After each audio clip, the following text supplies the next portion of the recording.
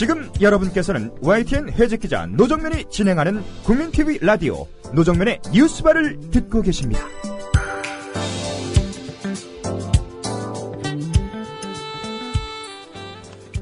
네, 거대 통신기업 KT는 몇 년 사이에 낙하산의 집합소라는 오명을 얻었습니다.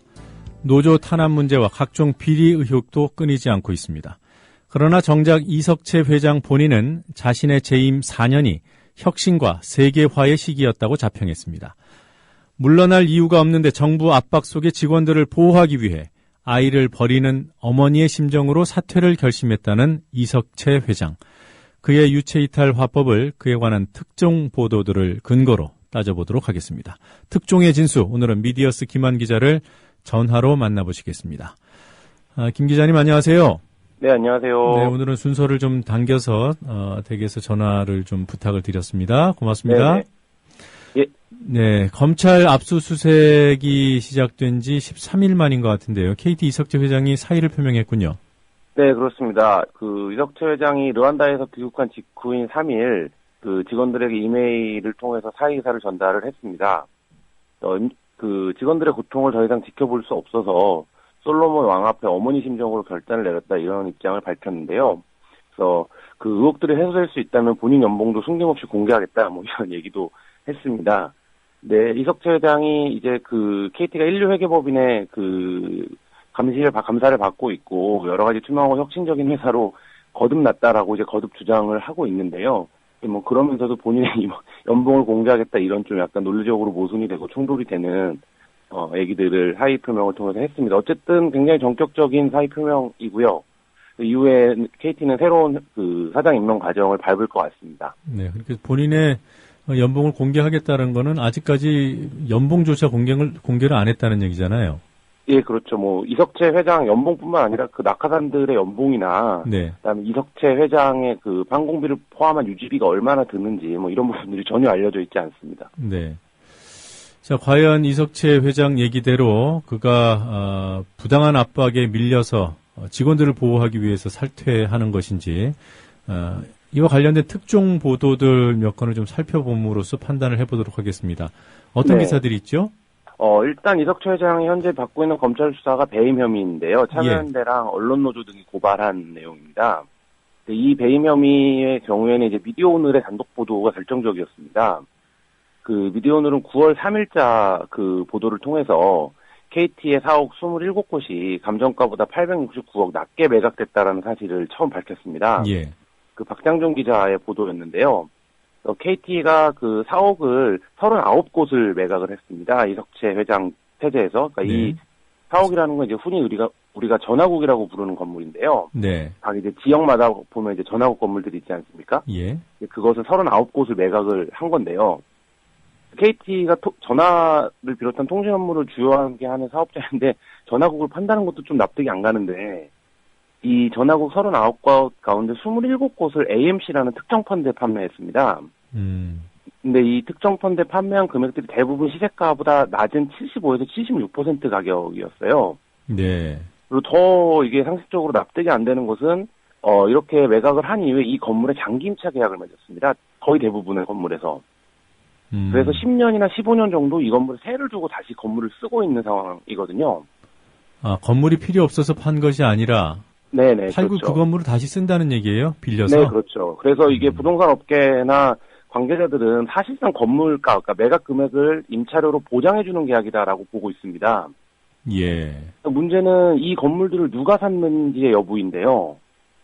AMC 펀드는 이 건물을 2010년도에 거의 일괄적으로 매입을 한 후에 2011년도에 또 KT의 자회사로 편입이 됐습니다. 그래서 이제 기자들 사이에서 AMC 펀드의 실태나 이런 자료들을 KT에 계속 요구를 해왔는데, 네. KT 쪽에서는 밝히지 않았던 상황이거든요. 네. 이 부분에 대한 배임 혐의가 이제 이석채 회장에게 적용이 되고 있고, 죄송합니다. 검찰도 이 건물들이 이석채 회장의 이제 지금 의혹을 사고 있는 비자금이나 이런 부분들로 활용된 게 아니냐, 이런 이제 혐의들을 두고 있는 상태입니다. 매각됐던 전화국 건물들 쭉 목록하고, 이것을 매입했던 회사 이름들을 보니까요. 네네. 2010년도에는 GEAMC라는 펀드가 매입을 했군요. 그리고 네네. 2011년부터 KTAMC라는 펀드가 네네. 매입을 했는데 KT의 설명 같은 펀드인데요. 네. 2011년도에 KT로 편입이 된 거예요. 이 그러면 회사가. KT의 자회사라는 얘기입니까? 네, 지금 현재는 KT의 자회사인데, 그러니까 지금 구조를 보면 KT가 자기네 본사가 갖고 있던 건물들을 어떤 특정 자회사한테 팔고, 네. 이 자회사한테 대단히 높은 수준의 임차료를 주고 있는 상황이고, 대부분 계약은 10년 이상입니다. 예, 예. 그러니까 이게 사실 이제 상대적으로 납득이 안 가는 방식의 거래죠. 그런데 이게 만약에 KT의 자회사가 맞다면 적어도 네네. 그 KT라는 그룹 내에서는 뭐 네네. 부당 내부 거래나 또는 자회사 밀어주기가 될 수 있을지 몰라도 네네. 뭐 그런 자산 가치가 그룹을 이탈하는 건 아니지 않겠습니까? 그러니까 뭐 KT가 설명하고 있는 부분이 이제 그런 대목인데요. 그런 부분의 이제 논리적 방어인데, 그렇다면 이제 이 AMC 펀드한테 건물을 애당초 왜 팔았느냐, 이 네. 부분이 중요할 텐데요. 이제 뭐 일각에서는 이 건물들의 주인이 이미 정해져 있었다, 이런 얘기들도 나오고 있습니다. 네. 그래서 이제 이 AMC라고 하는 펀드가 이제 말하자면 돈을 모아서 이제 투자를 하는 펀드인데, 이 펀드들의 자금 출처나 이런 것들이 중요한 게 아니겠느냐. 그러니까 말하자면 실제 주인, 이제 어떤 자금들이 들어와서 투자가 됐고, 네. 실제 어떤 건물의 실질적 소유주가 누구인지, 네. 이런 부분들이 중요하다라고 보여지는데요. 검찰 안팎에 들리는 소문은 검찰에서는 KT 서초 사옥하고 네. 대구 경북 쪽에 있는 사옥들의 실제 소유주에 좀 주목을 하고 있다, 이런 얘기들도 나오고 있습니다. 그 실제 소유주가 누굽니까? 모르겠습니다. 근데 권력과 관계가 있는 사람들 아니겠냐, 이게 이제 KT 안팎의 얘기입니다. 그래요. 그리고 KTAMC의 지분, 이게 이제 펀드인데, 그 펀드에 이 회사의 지분이 있어야 뭐 계열사라도 이익을 취했다고 볼 수 있겠는데요. 네네. 이게 KTAMC의 지분이 2011년 6.4%, 2012년에는 아예 없었더군요. 네, 그러니까 이게 지금 굉장히 좀 유령회사 같은 회사인데요. 그러니까 뭐 그 펀드에 참여한 이른바 전주의 이익을 위한 그런 투자가 아니었겠나, 매각이 아니었겠나, 이런 추측이 가능하겠군요. 네, 일단 논리적으로 보면 거래를 보면 이제 그런 것이 이제 거의 맞다라고 보여집니다. 예, 알겠습니다. 자, 또 다른 특종 보도는 어떤 게 있습니까? 예, 뭐 이석채 회장이 물러나는데 결정적인 역할을 한 보도라고 보여지는데요. 예. 한국일보가 지난 이제 31일에 KT가 인공위성을 헐값에 매각했다라는 의혹을 처음 보도했습니다. 예. 그래서 이제 무궁화 위성 3호, 2호와 3호를 각각 매각을 했는데, 홍콩에 있는 ABS라는 국제위성 회사입니다. 예. 그래서 2호를 40억 4천만 원에 매각을 했고, 3호를 5억 3천만 원에 매각을 했다라는 사실을 이제 처음 보도를 했는데요. 네. 무궁화 2호와 3호는 이제 말하자면 국책 프로젝트 차원에서 발사된 국가 전략물자입니다. 예. 그래서 이 통신 설비를 매각할 때는 반드시 장사 인가를 받도록 하고 있고, 네. 그다음에 이제 우주개발진흥법에 따라서 소유권이 변동되면 장관에게 통보를 하도록 되어 있습니다. 예. 그다음에 전파법상에서도 용도가 변경되면 사전 승인을 거치도록 하고 있는데요. 네네. 뭐 이런 부분들이 이제 모두 어기고 KT가 몰래 이 인공위성을 팔았다는 겁니다. 예. 그래서 이제 미래부랑 산자부는 황당하다는 입장인데요. 근데 더 그거한 거는 KT가 이 위성을 판 이후에도 계속 이제 주파수라든지 이런 부분들에서 위성을 갖고 있는 것처럼 이제 정부에다가 신고를 해왔다는 겁니다. 한 사실을 숨겼군요. 네, 이게 위성의 판매가 2010년이에요. 네. 근데 KT가 2011년에도 주파수 허가를 받았습니다. 예. 근데 이제 정부 입장에서는 KT가 당연히 이제 그 위성을 갖고 있는 거니까 그 신고 자체가 그렇게 중요한 절차는 아니었는데요. 당시에는요, 2011년에는요. 네. 근데 만약에 KT가 2010년에 위성을 판매하고 2011년에 그렇게 아무렇지도 않은 것처럼 평상시처럼 주파수 그런 신고 절차를 밟았다면 KT 쪽이 정부를 속인 게 됩니다. 네. 그래서 이 건이 이석채 회장이 이제 르완다 출장 중에 발생한 폭로된 건인데요. 결국 이석채 회장이 물러나는데 결정적인 역할을 했다, 이런 평가를 받고 있습니다. 네, 이게 10월 31일자 보도였군요. 네네, 그렇습니다. 네. 뭐 사실관계를 다시 한번 정리를 해두면 수치가 많이 나와서 무궁화 2호는 2010년도에 40억 원에 팔았고요. 네네. 무궁화 3호기는 2011년도에 5억, 단돈 5억, 그야말로 아파트 값에 네. 팔아넘겼네요. 그리고 네네, 2호, 3호 인공위성 2기를 사들인 회사는 홍콩의 ABS라는 회사고요. 네네. 저는 사실 뭐 무궁화호 매각 뭐 이 얘기가 나와가지고요. 뭐 우리 일반인들도 마찬가지겠습니다만 어떻게 인공위성을 판다는 생각을 하겠습니까? 저는 아니 그 열차 노후한 열차를 팔았나 보다 무궁화호. 예. 그런데 왜 KT지? 이런 생각을 잠깐 했었습니다. 이게 예. 사실 이제 그 스케일 자체가 굉장히 황당한 사건인데요. 개발비가 어느 정도는 들었습니까? 개발비는 무궁화 2호 같은 경우에 한 1,500 정도 드는 걸로 알려져 있고요. 네. 무궁화 3호 같은 경우에 3,000억을 상회하는 것으로 알려져 있습니다. 최소 4,500억이 들었던 예, 것을 최소 4,500억 이상이 들었고요. 네.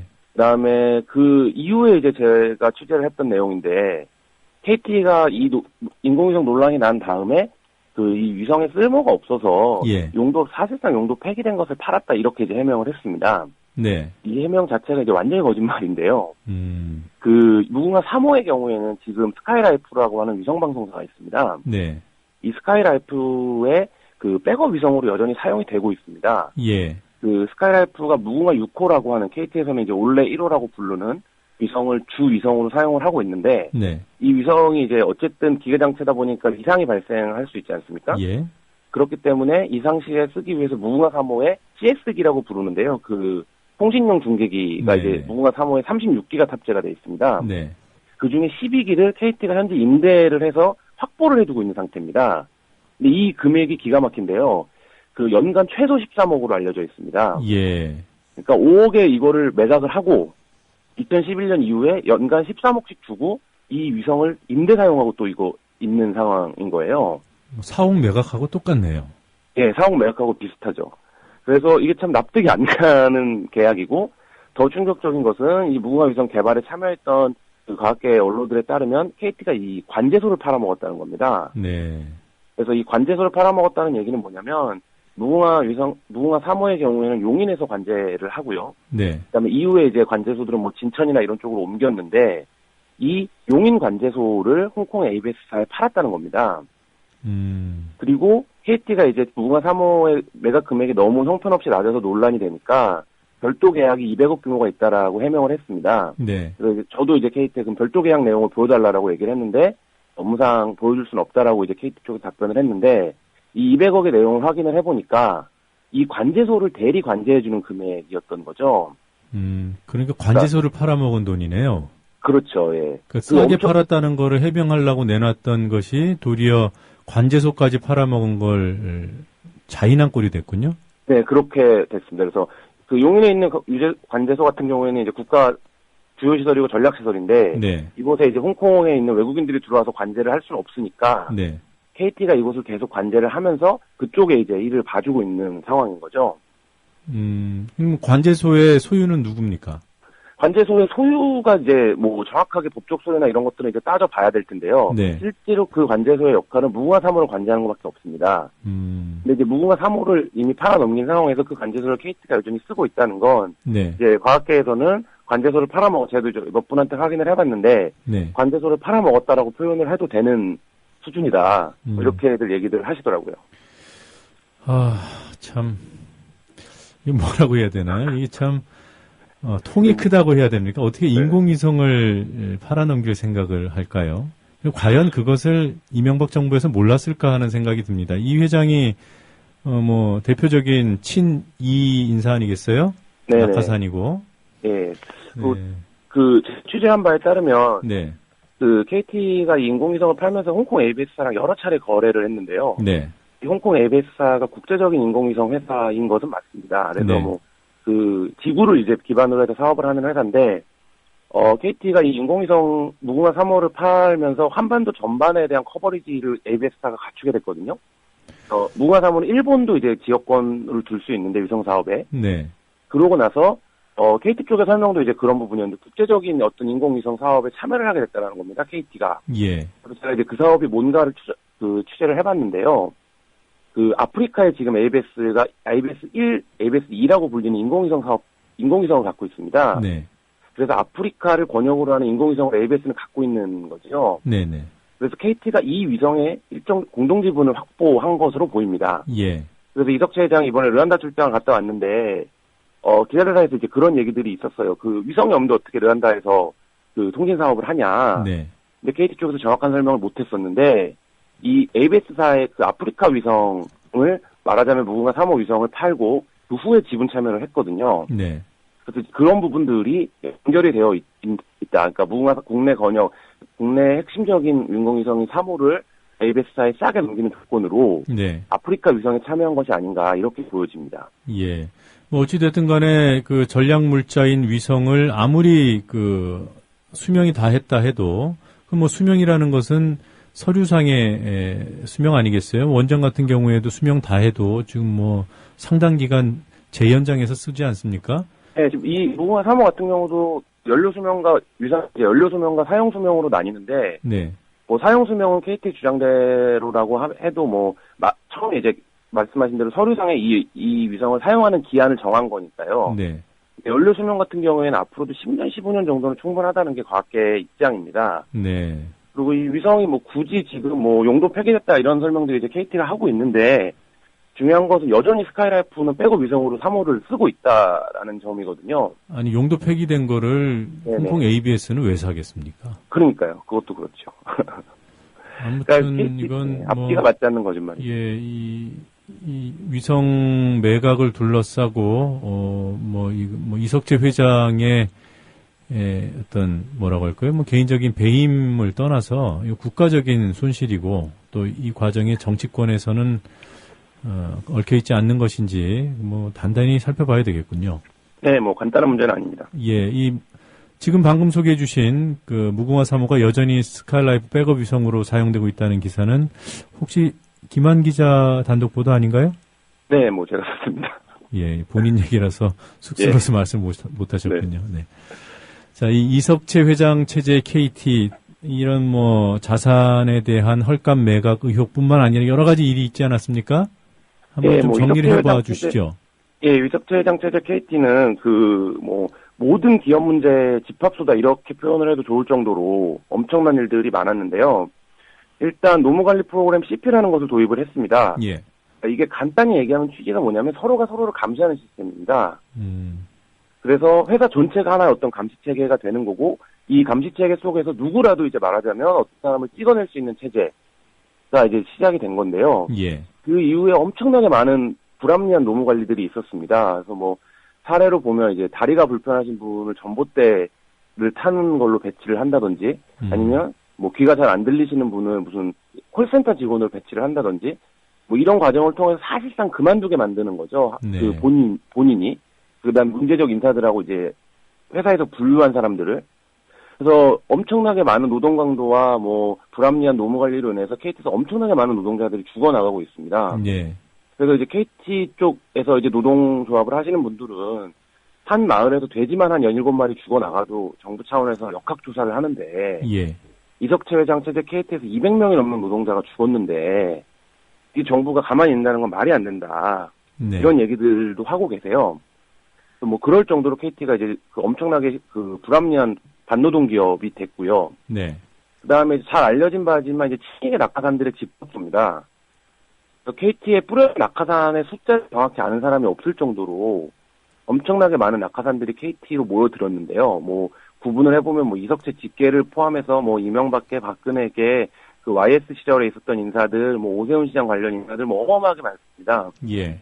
그래서 KT가 어쨌든 어떤 뭐 혁신적인 모델을 개발하거나 뭐 이런타기보다는 정부의 보장 속에서 어떤 관계적인 사업을 하는 기업이기 때문에 예. 뭐 이런 것들이 다 이제 보험이 된다라고 판단을 했던 거죠. 네네. 그래서 뭐 친박계 원로들까지 최근에 뭐 끌어들일 정도로 엄청나게 이제 그 방만한 운영이 되고 있고요. 예. 그러다 보니까 이석채 회장 체제에서 최초로 월간 적자가 났습니다. 근데 KT가 아시겠지만 전화 산업을 거의 독점하고 있고, 그다음에 그 통신 시장에서도 보장된 사업 영역이 있기 때문에 사실 이제 적자를 내기 힘든 기업입니다. 예. 그래서 KT 내에서는 이제 100년 역사상 최초의 월간 적자다 이런 얘기도 하고 있는데요.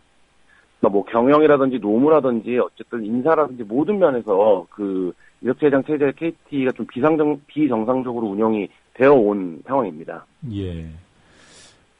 낙하산 집합소라는 말씀을 해주셨는데, MB 시절 청와대 대변인 지냈던 김은혜 씨요. 네네. 예, 이 양반도 여전히 KT에 있습니까? 예, 커뮤니케이션 본부장을 지내고 있고요.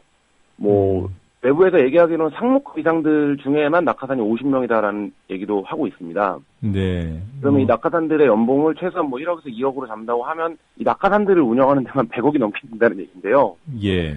이렇게 회사 지배구조를 짜놓고 회사가 잘 되기를 기대하는 좀 무리가 있는 수준이라고 할 정도로 엄청나게 문제가 있습니다. 예. 그리고 세계적인 사기 사건으로 평가되기도 하는 제주 7대 자유경관 선정 그 과정에도 KT가 적극적으로 네, 개입을 그렇죠. 했는데요. 예. 이때도 이석채 회장 시절인가요? 네, 이석채 회장 시절이고요. 그 건으로 인해서 내부에서 그 문제가 부당하지 않냐라고 고발했던 분은 해고까지 된 상황이에요. 네. 또 이제 미래부랑 방통에서는 KT가 거짓말한 게 맞다라고 이제 감사원까지 판결을 났는데 KT만 어쨌든 그게 지나간 일이니까 쉬쉬하고 있는 그런 상황입니다. 네. 4년 동안 이런 일이 빚어질 동안 언론은 도대체 뭘 한 겁니까? 이 KT 담당했던 기자들 진짜 할 말을 잃습니다. 출입처 제도 하에서 언론이 운영되고 있기 때문에 KT를 네네. 담당하는 기자들이 어느 언론사나 있어요. 그렇죠. 네. 모두 KT가 기자실도 꽤 잘 돼 있고 기업들 중에서는 잘 돼 있는 편인데요. KT는 그거를 기자들한테는 우리가 투명 경영을 하고 있다는 증거가 아니냐 이렇게 얘기를 하곤 하는데 말도 안 되는 얘기고요. KT가 인공위성을 팔아먹었다는 사실을 보도한 방송이 SBS밖에 없습니다. 지상파 뉴스 가운데. 네. MBC랑 KBS는 아예 이 엄청난 일을 보도조차 안 했어요. 그런 상황이고 KT가 엄청나게 많은 광고비를 또 집행하는 기업이잖아요. 네. 그리고 엄청나게 많은 대언론사 상대 홍보 임원과 상무들과 이런 관계적인 일만 하는 인사들이 굉장히 많습니다. 네. 그래서 거의 1인이 마크가 가능할 정도로 그 마크들을 하고 있는데 네. 그런 상황에서 한국 사회에서 KT가 이렇게까지 망가지는데 모두 이제 언론이 일정 정도 공범 역할을 해온 것도 부정할 수 없는 사실인 것 같습니다. 예. KT 올레 광고 보면은 매우 젊고 또 도회적이고 세련됐다는 이미지를 받습니다만 그 이면에 숨겨진 KT라는 기업, 이석채 회장 체제의 KT는 그야말로 전근대적이고 비리와 의혹의 총본산이라고 해도 과언이 아니겠습니다. 네. 자, 이석채 회장이 사의를 표명하면서 한 말이 솔몬 왕 앞에서 어머니가 아이를 위해서 아이를 버리는 거기에 비유하지 않았습니까? 스스로를. 네.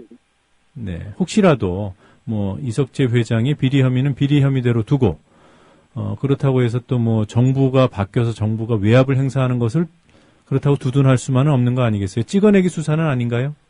네, 그렇게 보는 시각들이 있고 KT 내부에서도 이제 강하게 그런 점들을 어필을 하고 있는데요. 예. 그래서 KT의 역사를 보면 5년 전에 남중수 사장이 물러나고 이석채 사장이 올 때도 똑같은 과정의 반복이 있었습니다. 예. 그런 차원에서 보면 정권 차원에서 이 수사를 밀고 있다 이런 상황들을 시각들 자체를 그렇지 않다라고 얘기하기는 어려운 상황인 것 같고요. 예. 검찰 안팎에서도 검찰이 오랫동안 준비는 해뒀는데 결국엔 필사인을 받고 움직이는 게 아니겠느냐 이런 얘기들도 나오고 있습니다. 네. 근데 이제 KT 문제를 고발했던 참여연대나 KT 새노조나 언론노조의 입장은 이게 어쨌든 정상과 비정상의 문제라는 겁니다. 네. 그간 누적된 이석채 체제의 악행들이 있고 명백한 범죄 사실들이 있는 상황에서 수사의 효과, 수사의 의지만 갖고 이걸 이석채 찍어내기다 이런 논리로 얘기할 수만은 없다. 이런 거고요. 그다음에 검찰의 수사 지금 자발적인 게 아니라 참여연대나 고발에 의한 것이거든요. 예. 그런 부분들에서 볼 때 이석채 회장 체제에서의 범죄적 문제들을 정리하는 것과 그다음에 이후에 이제 사장 선임 과정을 밟는 것은 좀 분리해서 봐야 되지 않냐. 이게 이제 시민사회와 KT 내부의 목소리고요. 네. 그럼에도 불구하고 이 수사가 KT라고 하는 엄청난 거대 기업에 대한 정권 차원의 압박, 이런 차원을 부인하기는 어려울 것 같은데, 문제는 왜 그러냐는 겁니다. 근데 이게 이석채 회장 체제에서도 잘 드러났지만, KT가 연봉 1억 이상 자리를 100개 이상 만들 수 있는 기업이라고 흔히들 이제 농담을 합니다. 예. 그만큼 이제 낙하산을 뿌리고, 공신들한테 자리를 나눠주기에 좋은 회사라는 거죠. 티도 안 나고 예. KT가 어쩌다 이런 기업이 됐느냐 매 정권마다 반복적으로 네. 이런 부분들에 대한 좀 근본적인 그 성찰과 그 좀 개입이 필요하지 않나 오히려 이 수사 과정을 통해서 예. 뭐 이런 생각입니다. 네. 뭐 찍어내기 수사 뭐 다른 사람 얘기할 수 있을지 몰라도 이석채 회장 본인은 얘기할 자격이 없다는 점, 이 점만은 분명해 보입니다. KT도 네네. 마찬가지고요. 향후 수사 전망은 어떻습니까? 이르면 준해 소환이 될 것으로 보입니다. 네. 그래서 일정 정도 검찰 쪽에서 혐의를 이미 구체적으로 입증을 해놓고 있다 이런 얘기들이 나오고 있고 그 소환 조사를 받았던 분들, 참고인 조사나 소환 조사를 받았던 분들도 검찰이 꽤 준비가 많이 되어 있는 것으로 느꼈고 그 고발된 배임 혐의 이외의 혐의들에 대해서도 상당히 좀 얘기들을 하더라 이런 얘기들이 나오고 있거든요. 그래서 뭐 그 회장을 사의한 입장에서 소환은 바로 될 것 같고요. 네. 근데 문제는 이제 구속 여부일 텐데요. 이 부분의 경우는 앞서 말씀드린 것처럼 이 수사의 성격을 검찰이 어떻게 보느냐에 따라서 좀 달라지지 않을까 뭐 이런 생각이 듭니다. 예, 뭐 구속 가능성이 높다고 점쳐지더군요. 예, 뭐 구속 가능성과 혐의 사실만 놓고 보면 구속이 되는 게 맞는데 결국엔 이게 만약에 검찰 차원에서 정권 차원에서 밀어내기 수사였다라고 한다면 이석채 회장이 그만뒀으니까 뭐 어느 정도 선에서 타협을 보면 이게 밀어내기 수사가 맞을 것이고요. 네. 그다음에 어쨌든 범죄 사실에 입각해서 객관적인 판단이 이루어진다면 그것은 뭐 법의 판단이라고 봐야겠죠. 네. 알겠습니다. 오늘은 여기까지 듣도록 하겠습니다. 다음 주에도 좋은 기사로 만나 뵙도록 하겠습니다. 고맙습니다. 네, 감사합니다.